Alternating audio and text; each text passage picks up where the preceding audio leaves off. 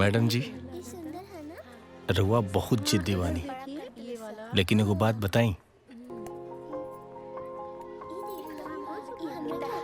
हम बड़का जिद्दी हैं। काहे? ताजमहल बनवाइबा का? ना, इत कब रहा, मरला के बाद बनल रहे। हम रउआ खातिर रउआ सपना के महल बनाई।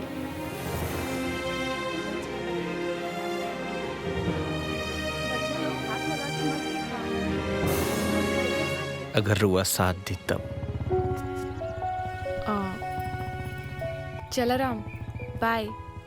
बाय मैडम जी।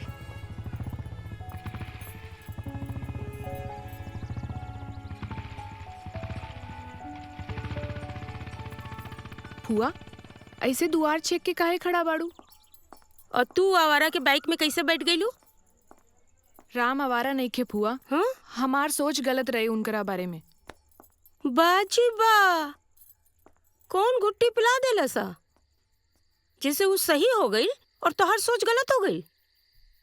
कभी कभी केहू के समझे में थोड़ा टाइम लग जाला फुआ। रहल बात उनकरा बाइक पर बैठला के, तो उनकर बस आज स्कूल ट्रिप में बुक रहल।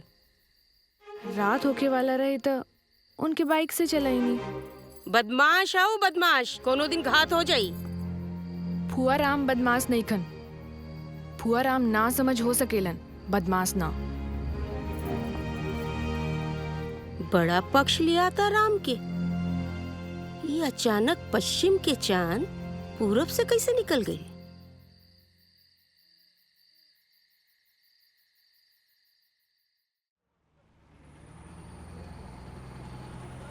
गोरखपुर चौरी चौरा देवरिया, गोरखपुर चौरी चौरा देवरिया। ए भैया आ जाओ जल्दी आओ। गोरखपुर देवरिया, गोरखपुर चौरी चौरा बाजार, गौरी बाजार देवरिया। देवरिया। चलो चलो चलो, बैठा बैठा, जल्दी आओ भैया, चला फटाफट बैठा, चला आओ, चलो चलो चलो निकलो। गोरखपुर जल्दी आओ भैया, गोरखपुर। भैया हाँ ठीक बा। है गिरधर? हाँ भैया। का हाल बा? सब बढ़िया बा। लाओ जल्दी ये पैकेट रख ला। देवरिया में सुमित जायसवाल मिलियन तो रखे, उनकरा दे दिया, छुपा के रखा एकरा। ठीक बा, चलो ठीक बा। ए मुकुंद, गोरखपुर। हाँ कितना सवारी भइल? सीट भर के हो गए उस्ताद। आओ चलो चलो चलो निकलो। गोरखपुर ई का करता रहा? चला चला चला, जल्दी स्टार्ट करा।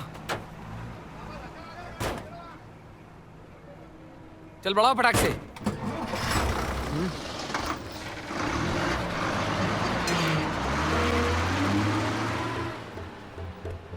हेलो, हाँ नमस्कार साहब। तिवारी ट्रेवल्स में गांजा की सप्लाई होता, जांच कर ले। हमार बात सही निकली? हाँ सही बोला था नहीं। ठीक बा, चल रे चल।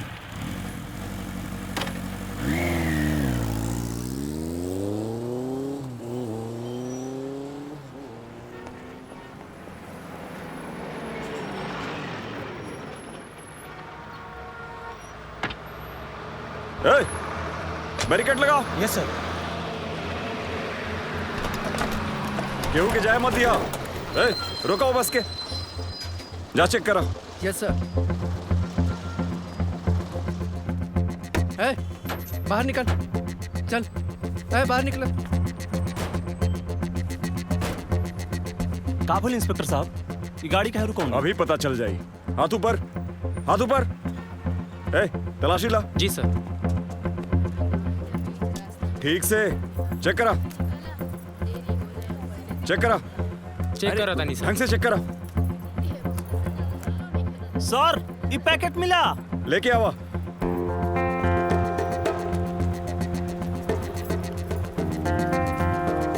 साहब छोड़ दी। हाथ हटाओ। कुछ ना बा। सर पूरा चेक कर लेना, कुछ ना मिला।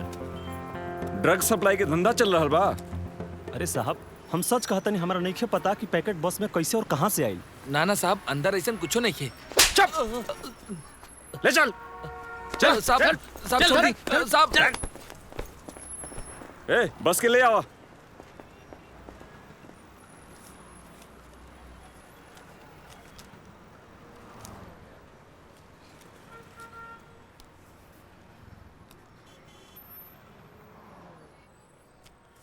इला जा राम इका हो फिरो कम दे देला हाँ? अरे यार यादव जी रख ली, अगला टिप में बढ़ा के दे दे। सवारी की थोड़ा हड़ताल चला था। आगे से सब ना चली। हाँ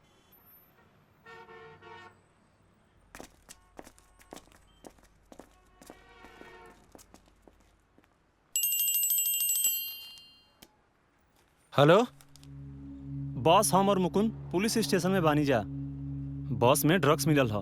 का ड्रग्स कहाँ से आयल बॉस में? पता ना भैया कहाँ से और कैसे, हमरा कुछ नहीं के पता भैया। तू रुक, हम आके थानेदार से बात करता नहीं। अरे भैया रहुआ इला से कुछ ना हुई।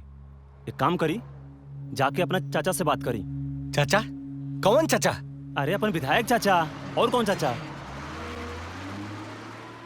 अब वही कुछ कर सकला ना, हम दोनों के छुड़ावे खातिर। फोन पे हेलो हेलो, चल चल अंदर चल। अरे चल।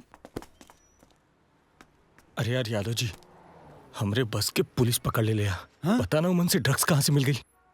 और फारूक कहा था कि मिलने तिवारी से जाके मिला। अच्छा ठीक कहता हूँ।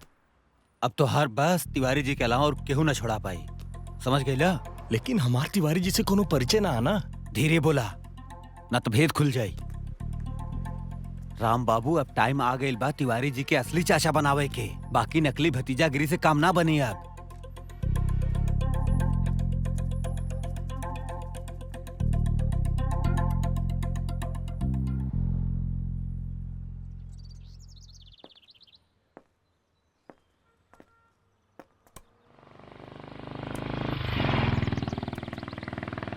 ए रुका, कहाँ जाता रहा? तिवारी जी से मिले के बाद तारा के बुलैले बाड़े।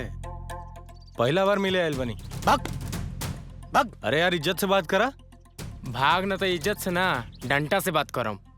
चल भाग। गजब आदमी हुआ यार तू लोग।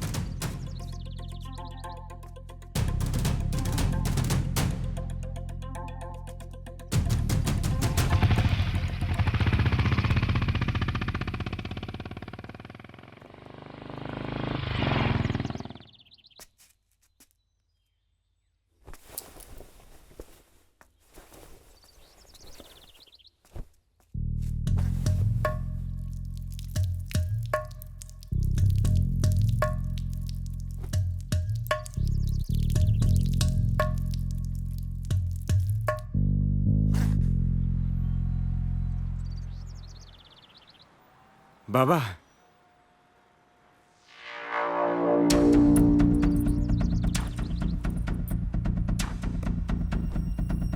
माँ भवानी जाने इंस्पेक्टर, हमरा नाम पर कितना लोग जी रहल बा, खा रहल बा। अब कहाँ कहाँ पता लगाए हम। लेकिन बाबा आपके झूठ मूठ के भतीजा बन के अपने बसे पे आपके चुनाव चिन्ह छपवा के अब दुनिया के आंख में धूल झोंकल भी तो ठीक नहीं है ना। ई चाबी हमारा पास रहेगा इंस्पेक्टर। यही चाबी से होकर मौत के दरवाजा खोला बाबा हम।